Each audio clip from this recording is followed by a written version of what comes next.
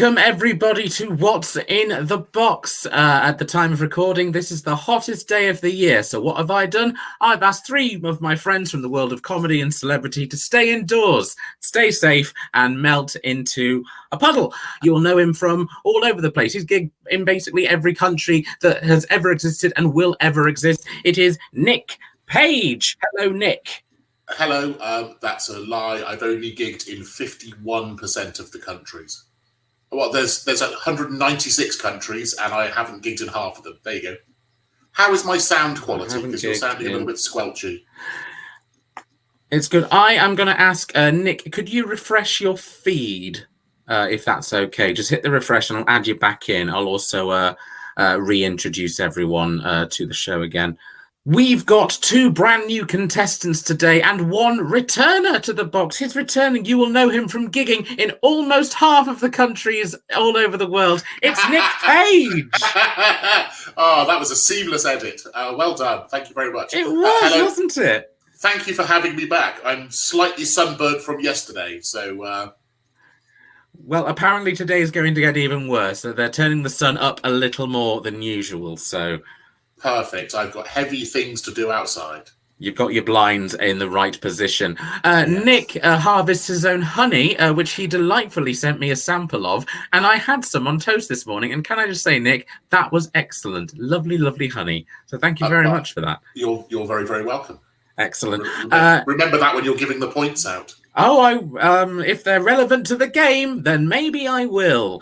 Next up, she is a comedian, a voiceover, and you can catch her on Next Up in a show called I'm Glad I'm Not Dog Do Darren. What a title. It's Lou Conran. Hello, Lou. Hello, how are you? I'm very warm. I've got a tea towel, so I can wipe myself down and then edit it out later when I do that. What have you been up to today, Lou? Sweating mostly, built a table because I'm like that, and sweating a bit more. Oh, and excellent. I also sprayed Pledge under my armpits instead of deodorant, so that's a great day. For the shiny finish. Yeah. I enjoy that a lot. Yeah. And now he is a comedian MC, and you can catch him on regular live shows called All in a Tiswas. All in a Tiswas. That's difficult to say. It is Pete Prodge. Hello, Pete. Hi there, Frizz. Yes, this isn't chat roulette, though, is it? Yeah, we've been broadcasting charity streams of Tiswas clips and talking to live Tiswas guests such as like Chris Tarrant, Clive Webb, those kind of people. From a show. If you're over the age of 45, that means something. If you're under it, that doesn't mean anything to you at all. But we do that on Tiswas Online. Search for that on Facebook, and it's there. Indeed. When I was growing up, we weren't allowed to watch ITV because it was common, but we were allowed to watch Tiswas because Chris Tarrant had been at school with my father. We were told that the BBC was far superior and that we weren't allowed to watch ITV, which is weird, isn't it? And we weren't, when Why Don't You came out, my mum went, you're not watching, that's a bad influence. So, yeah, but the idea of Why Don't You is to go and do something less boring instead, isn't it? Sure, and what is less boring than a game of What's in the Box? Let's start with round one. Seamlessly. Yay! What's in the box? What's in the box? Round one is called What's in the Box? I've got a mystery item in my sleek black box, and I'm going to ask our contestants today what they think is in the box. They'll most likely be wrong, but whoever can convince me that their guess was the closest wins 3 full points. We are going to start with the returner, Nick Page. Today, what do you think is in the box? I think that it's a slightly racist coaster from Wetherspoons. Slightly racist coaster from Wetherspoons. Specifics. We like specifics on this show. Pete Prodge, what do you think is in the box? I think it's a remote control for a Sony Bravia 50-inch 4K TV. Oh, if I could only afford such a thing. I'm just talking about the remote. I can't even afford that. Lou Conran, what do you think is in the box? I think it's a beard brush. A beard brush for this non-existent beard. But What's in the box? It is a slightly smaller box. What is in this slightly smaller box? It is 500 business cards that I had printed because back in February, I was booked for a lot of gigs this year, and I thought, oh, these are quite high-profile gigs. Might as well have some business cards to flog at the end. But no, then stuff happened. So I'm going to pull out a couple there. So, yeah, that's simple. I've got my name on. I've got my contact details on the back and everything. But, Nick, why was your slightly racist coaster from a Wetherspoons the closest out of all three guesses? Fairly obvious. Firstly, made of cardboard. Your cards are made of cardboard. If you put two of your cards together, that would make a beer mat or coaster. So you've actually got 250 coasters there. We all know that you're slightly racist, although you hide it well online. And just like Wetherspoons, you've been fucked by the pandemic. Very nice reasoning there. I'll save you the work. Let's move on to round 2.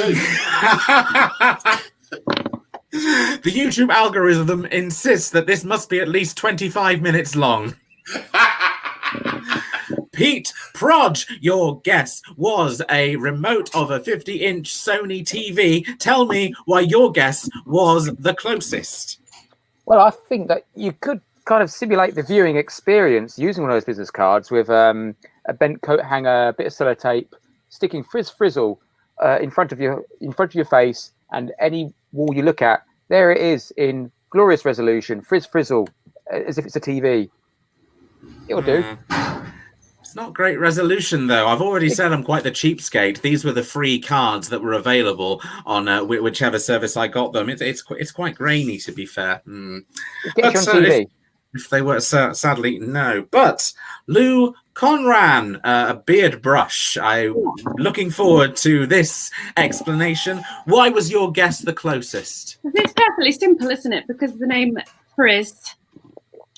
You need to keep that under control. The frizz, a beard brush does keep the frizz out of the way. And also, if you lost your beard brush, then you could rip the card up into little bits there and use that instead. So I think it's perfectly obvious, isn't it?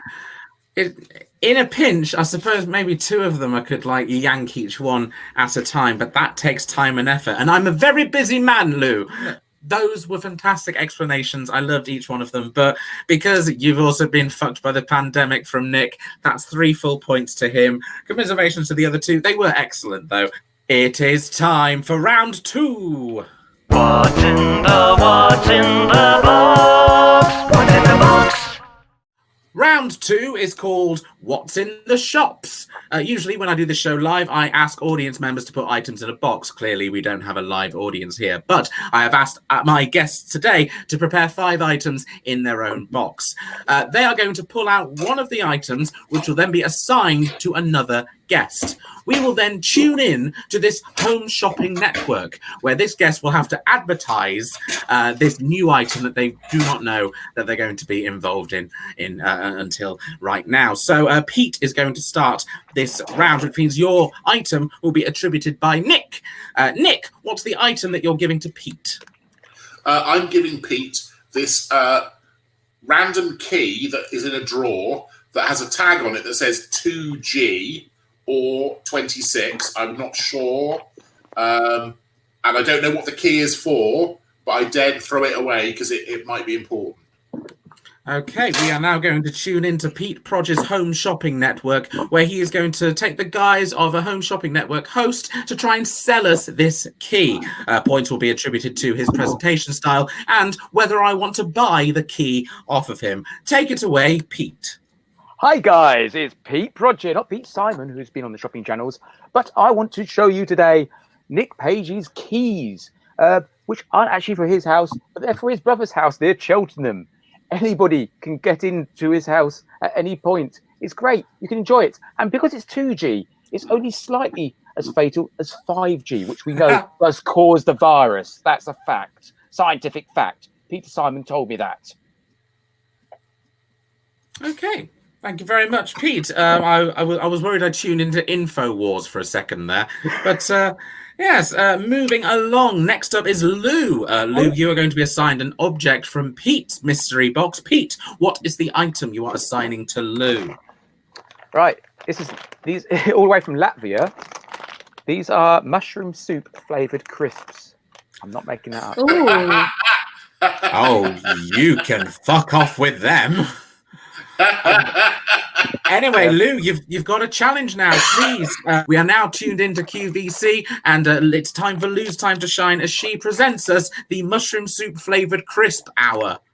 Mushroom flavoured soup crisps. I mean, what could be more nutritious than mushroom flavoured soup? Some people chomp on the crisps for hours on end, hoping to get like a magic mushroom type effect. And considering they are from Latvia, the chances of that happening is very high.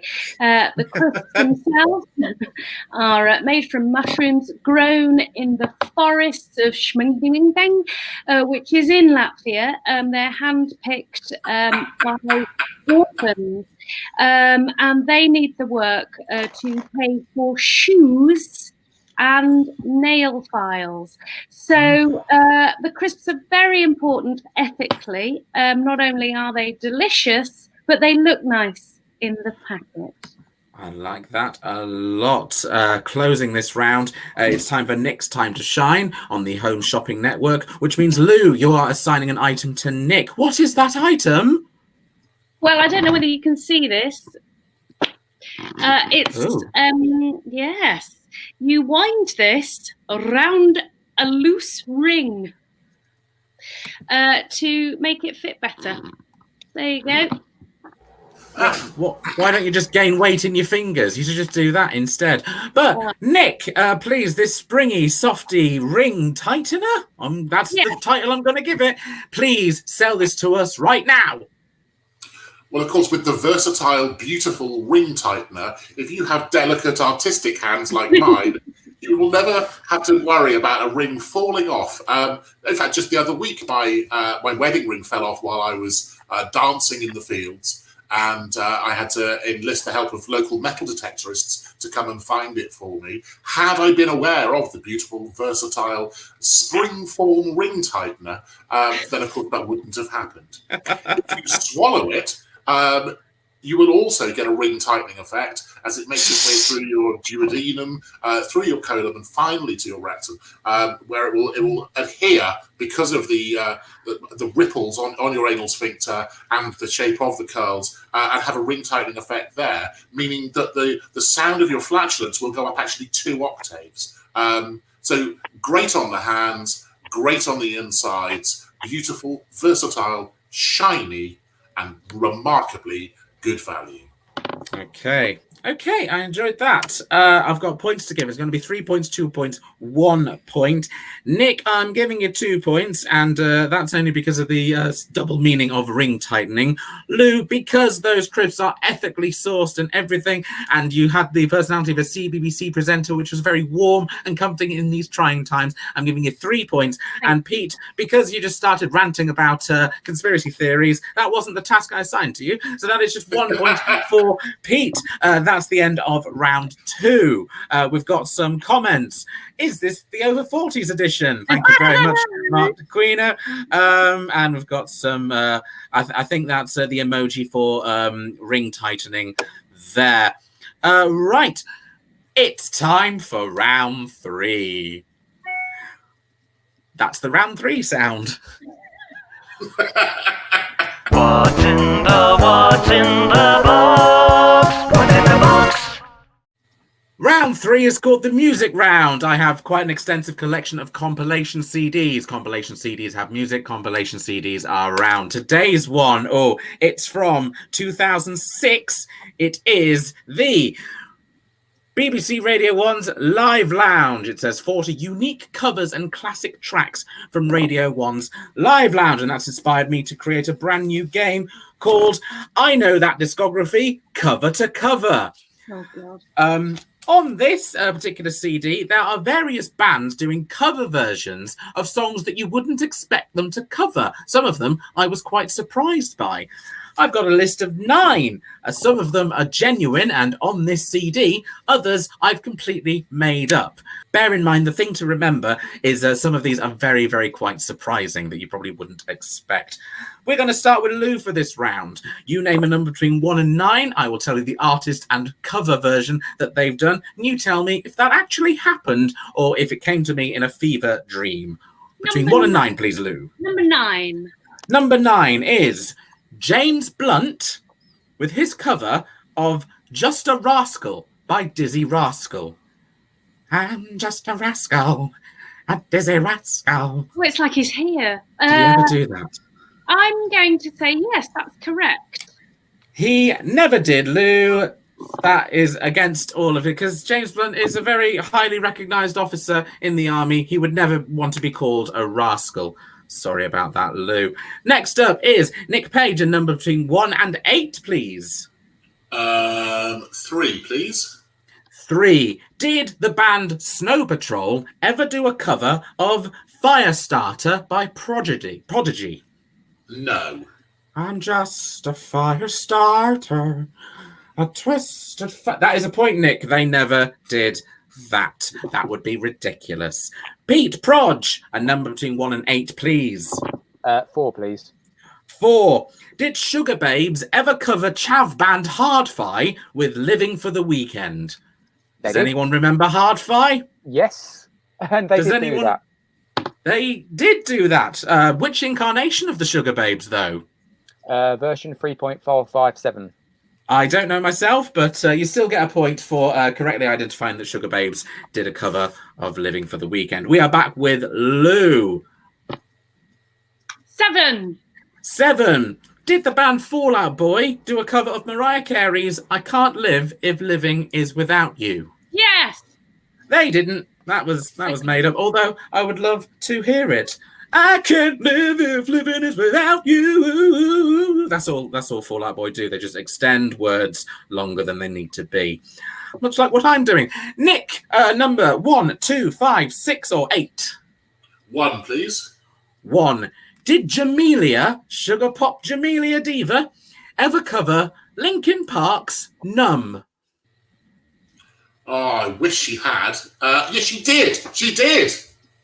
Correct, she did. You are very confident with that. It's a very smooth piano version, and it makes it a whole different meaning, her version. It's very weird. We're back to Pete. 2, 5, 6, or 8? 8. 8. Did Will Young ever cover Outkast's Hey Ya? Yes, it was absolutely terrible. The correct answer is yes, and it was fucking brilliant. So that is a point anyway. It's no Jamelia. Lou Conrad, 2, 4, or no, 2. Lou Conran, 2, 5, or 6? 5. 5. Did My Chemical Romance, everyone's favourite emo band, ever cover Song 2 by Blur? Yes.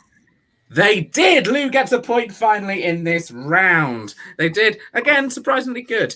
Final one, Nick, 2 or 6? 2, please. 2. Did Athlete, remember Athlete, ever cover Come With Me by Special D, the early 2000s club classic? As I can't remember. I'll sing you a bit. I'll sing you a bit of Come With Me in the style of Athlete. Down at the club of every week, each one of us becomes a freak. That's how they used to sing. I'm going to say they didn't do that because Correct. There's no reason why they would. Correct, Nick. They did not. Pete, you are left with one number. You are given the band Embrace, and their cover of How Come by Eminem's band D12. They didn't do that. Yeah, they did. Oh, they really did. They did something interesting. Yeah, they Embrace, that weird whiny band from the late 90s and mid 2000s when they came back together because Chris Martin wrote them a song. They covered How Come We Don't Even Talk No More and You Don't Even Care at all. You don't even give a fuck at all. Yeah.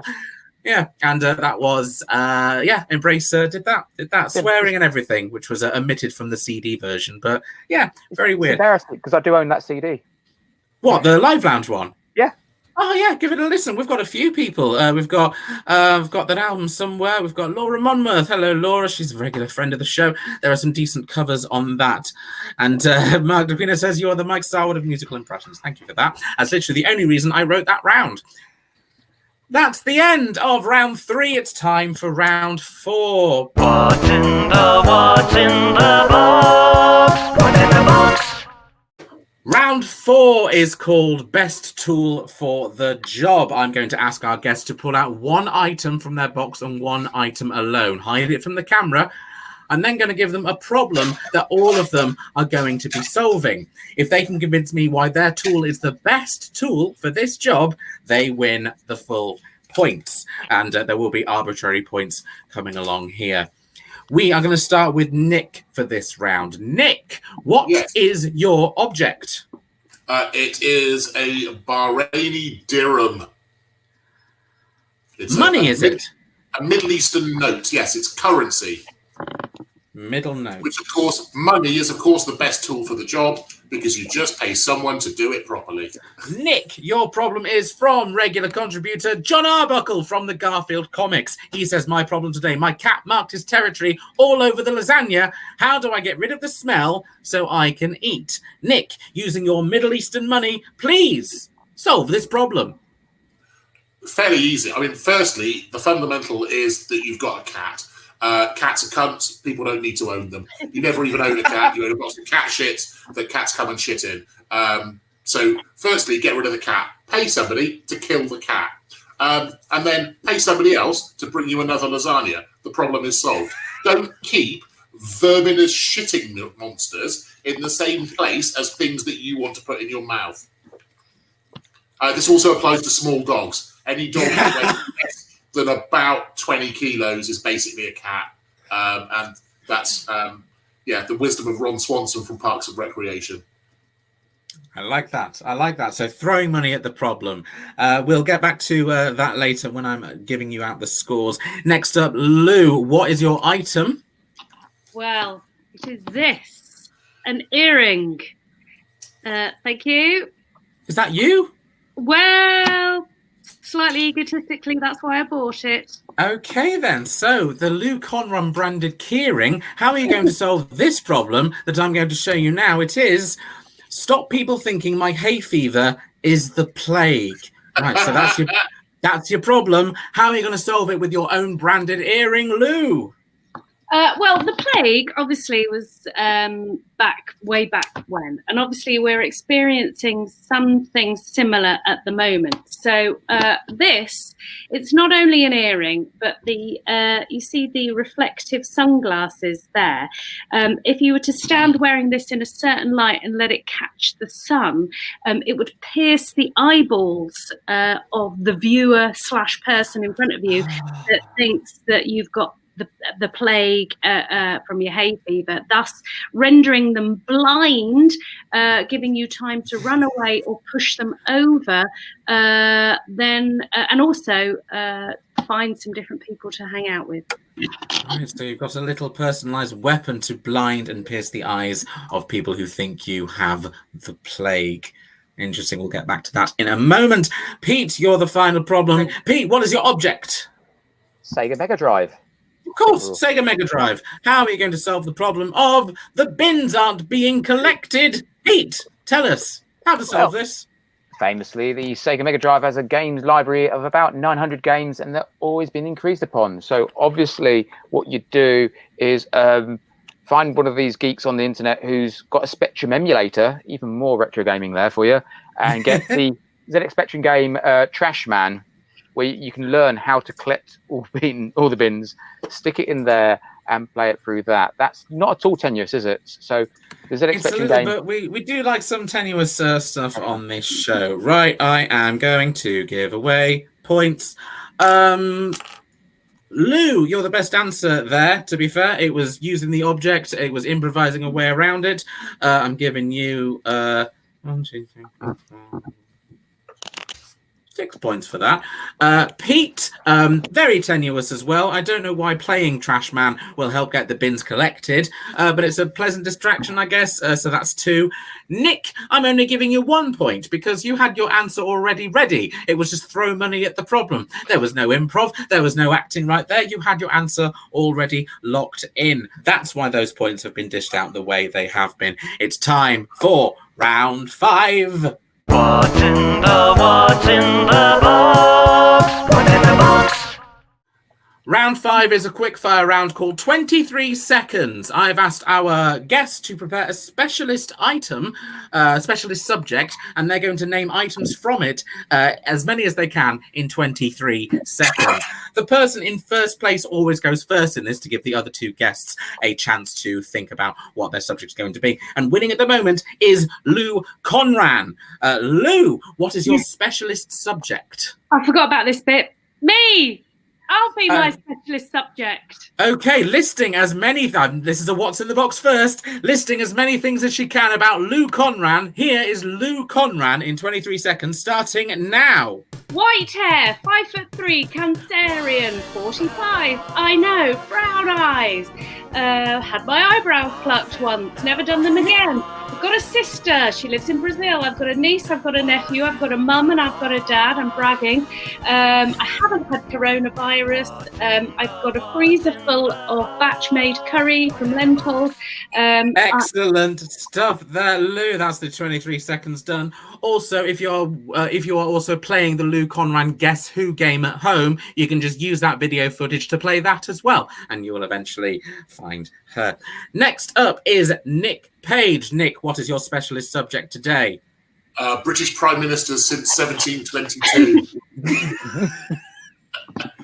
Of course it is. Nick Page saying as many British Prime Ministers since 1792 in 23... sorry, 1722. In 23 seconds, starting now.